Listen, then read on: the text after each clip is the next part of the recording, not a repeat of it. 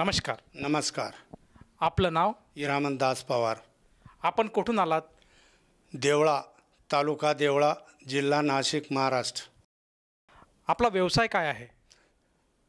मी पहिले ड्रायव्हर होतो एस-टीमध्ये. ॲक्सिडंट झाला.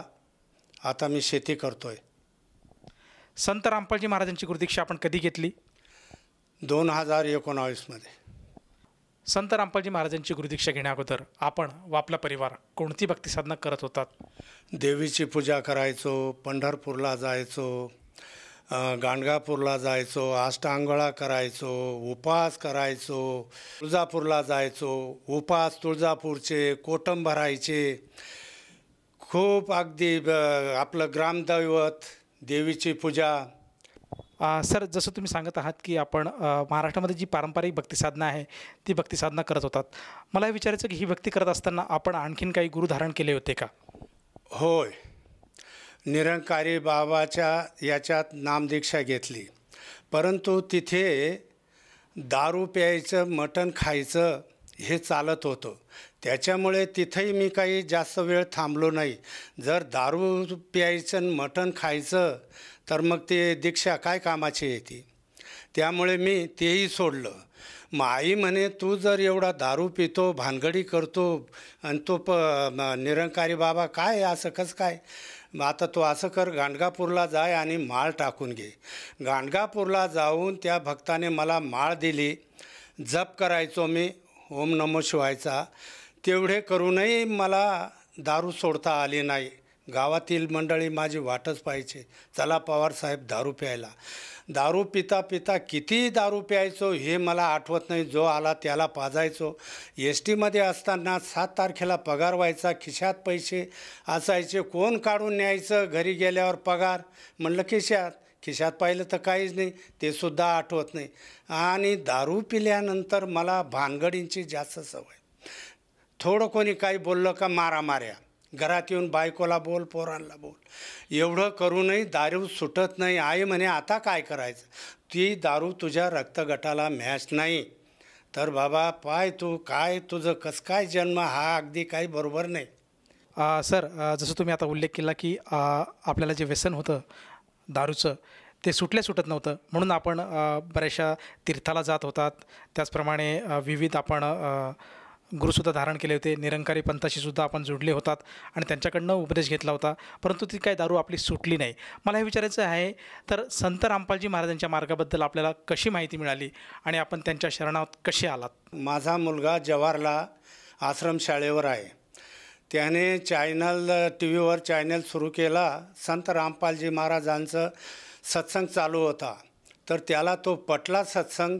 त्याने लगेच ते पट्टीवर नंबर होता, तो नंबर जवाहरला लागला आणि की बा असं माझे वडील नाशिक जिल्ह्यात देवळ्याला आहेत, तर हे पुस्तक कसं काय पोच करायचं. मग त्यांनी सांगितलं की तुम्ही नाशिकला त्या सेंटरला नंबर लावा, ते त्यांच्या घरी पोच जाऊन पुस्तक सेवा करतील.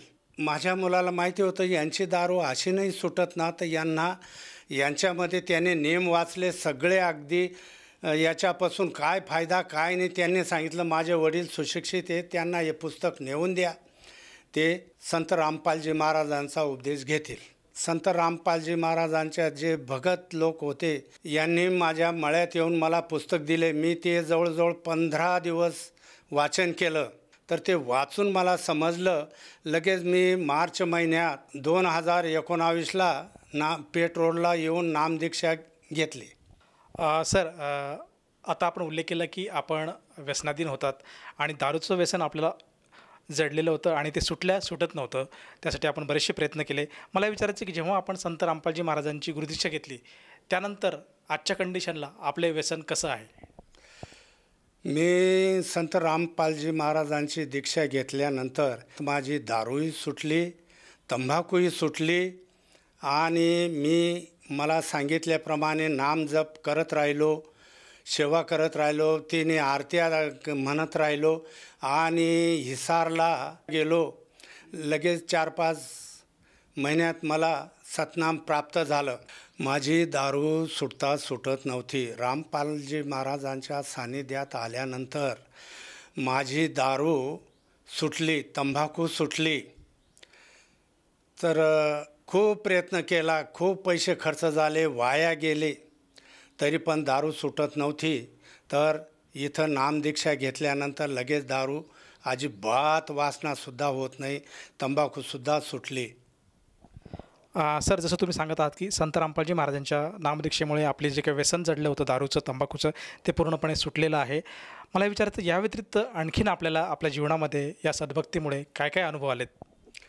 मला अनुभव असे आलेत की माझ्या खिशात पैसे राहायचे नाहीत, तर पैशांची मला आता कोणत्याही परिस्थितीत चणचण भासत नाही. शेतीमध्ये काम करून भरपूर कमाई होतात. मुलं जिकडे तिकडे सर्व्हिसला लागलेत, मुलांना संतती नव्हती, प्रत्येक मुलाला एक एक मुलगा झाला. मी या रामपालजी महाराजांच्या सान्निध्यात आल्यानंतर माझ्या प्रार्थनेला अनुसरून त्यांनी सगळं अगदी समाधान केलं. तसंच माझं शारीरिक समाधान, माझ्या पायात जेव्हा मोच आली होती, मी डॉक्टरकडे जाऊन चेक केलं तर ते म्हणे ऑपरेट करावं लागेल. तर खर्च विचारला तर 1.5 लाख रुपये लागतील. मुलांनी सांगितलं काय, म्हटलं थोडं थांब, मला घरी जाऊन विचार करावा लागेल. मी घरी येऊन संध्या आरती सुरू केली आणि रात्री झोपी गेलो. सकाळी लगेच माझ्या लक्षात आलं, एक जण येऊन भेटला, अरे तुझा पाय दुखतो, एक लऱ्याला जाय कळवणजवळच्या, तिथं तो माणूस काम करतो. माझ्या मुलाला सांगितलं, बाबा असं असं त्या माणसाने सांगितलं.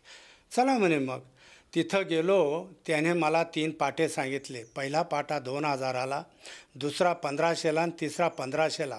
आणि म्हटलं नाही रिपेअर झालं तर ते म्हणे चौथा फुकट देईल. परंतु त्याच्या आधी माझ्या गुडघ्यामध्ये रक्ताचं पाणी झालं होतं. जर त्या पाण्याचं रक्ताचं पाण्यात रूपांतर होऊन पोवात जर झालं असतं, डॉक्टरने माझा पाय काटला असता, तर त्या वैद्याने त्याने माझा पाय जवळजवळ 1-1.25 महिन्यात मी चालता झालो. 1.5 लाख रुपये जिथं खर्च येणारा होता तो मी 5,000मध्ये संत रामपालजी महाराजांच्या कृपेने बरा झालो. तर खूप माझे पैसे वाचलेत. त्याच्यानंतर माझ्या ह्या उजव्या पायाच्या बॉलमध्ये करकर आवाज येत होता, चालता येत नव्हता, चमक निघत होती. म्हटलं भगवंता, संध्या आरतीमध्ये भगवंता हे काय सुरू केलं बुवा? तर भगवंताने सांगितलं, तू फक्त नाम जपत राहा, बरोबर होऊन जाईल. 15 दिवसात ते ओके झालं. बस बाकी कुठंच गेलो नाही ना आलो नाही. तर मला शारीरिक समाधान आहे, मानसिक आहे, काही कुठली चणचण नाही, काही नाही, बस एवढंच. सर, जसं तुम्ही सांगत आहात की संत रामपालजी महाराजांच्या सद्भक्तीमुळे आपल्याला शारीरिक, मानसिक, आर्थिक असे बरेचसे लाभ झाले. तर आपल्या ह्या लाभातून आपण आपल्यासारखे जे आपले बांधव आहेत, त्याचप्रमाणे जे आपले मित्रपरिवार आहे, आप्तेष्ट आहे आणि जो भक्त समुदाय आज TV चॅनलच्या माध्यमातून आपल्याला बघत आहेत, या सर्वांना उद्देशून आपण काय संदेश द्याल? मी समाजाला एकच विनंती करतो की रामपालजी महाराज शास्त्रोक्त संत महात्मे आलेले आहेत. त्यांची अनेक पुस्तके आहेत, ते तुम्ही शास्त्रोक्त पद्धतीने वाचा, ज्ञान घ्या. सत्संग TV चालू आहेत ते बघा आणि नामदीक्षा घेऊन आपलं जन्म मरणाचं सार्थक करा. जर एखाद्या व्यक्तीला संत रामपालजी महाराजांची गुरुदीक्षा घ्यावयाची असेल तर ती व्यक्ती संत रामपालजी महाराजांची गुरुदीक्षा कशी घेऊ शकेल? TV चॅनलवर सत्संग चालू असताना खाली पट्टीवर नंबर येतो. तो नंबर लागला की नामधाम सेंटर कुठे आहे त्याची माहिती मिळते व तिथं जाऊन आपण नामदीक्षा घ्यायची. सर, जसं तुम्ही सांगत आहात की सत्संग चालू असताना TVच्या स्क्रीनवर काही नंबर देतात, त्या नंबरवर जर साधकाने संपर्क साधला तर त्याला अगदी जिल्ह्यामध्ये जवळच्या नामदान केंद्राची माहिती मिळेल आणि त्या ठिकाणी जाऊन साधक नामदीक्षा घेऊ शकतो. मला हे विचारायचं की या नामदीक्षेसाठी त्या साधकाला किती पैसे मोजावे लागतात? नामदीक्षेसाठी 1 रुपया लागत नाही साधकाला.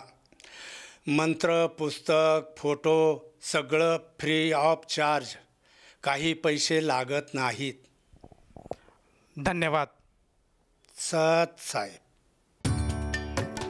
संपूर्ण विश्वामध्ये 500 पेक्षा जास्त नामदीक्षा केंद्र आहेत, जिथे निशुल्क नामदीक्षा दिली जाते.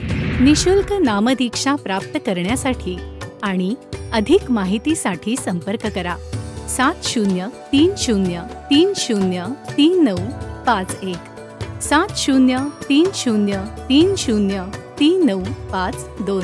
अद्वितीय आध्यात्मिक ज्ञान वाचण्यासाठी, पाहण्यासाठी आणि ऐकण्यासाठी संत रामपालजी महाराज ॲप अवश्य डाउनलोड करा किंवा आमची वेबसाईट www.jagatgururampalji.org वर विजिट करा.